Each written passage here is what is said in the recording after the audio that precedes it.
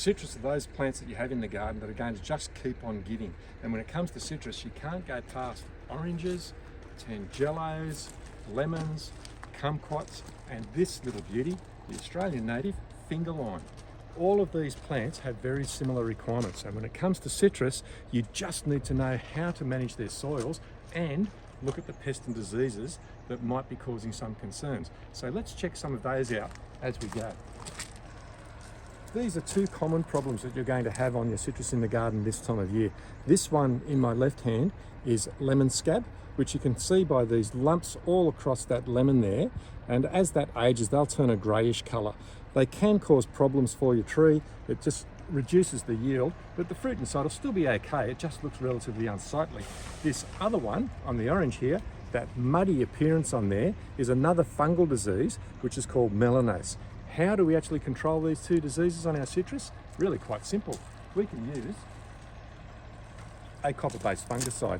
Now these are more of a preventative rather than a cure. So if you're going to use these, follow the label directions, and you should start your spray program around about bud fall. So once your citrus has flowered and the flowers drop, the fruits will start to develop, that's when you need to start your spray program.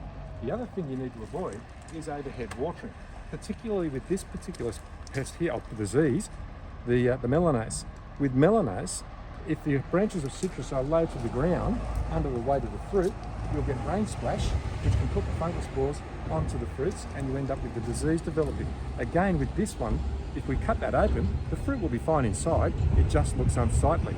But it can reduce the yield that you get and the vigour of your trees. Another problem you may be getting, as we're in late winter, is this sort of thing occurring. Now, if you've got citrus in your garden, especially lemons, where the skins or the rind has been eaten away, it's most likely going to be possums. So how do you control the possums? Well, you could net your tree, you could look at using Poss Off or Deter as a product to spray your tree to try and deter them. But by and large, in my garden, I get a few like this, I just sacrifice them to the possums.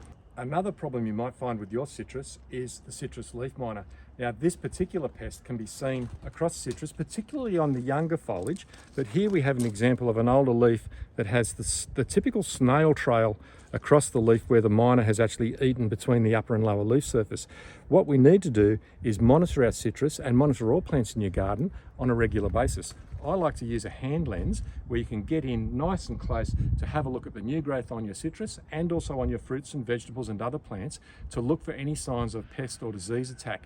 Now with these guys, the simple cure for this is prevention. So we can use a oil-based spray, one of the horticultural oils or eco oil, and that puts a film across the leaf surface which prevents the female from laying her eggs on the citrus. She'll fly to your neighbour's place instead.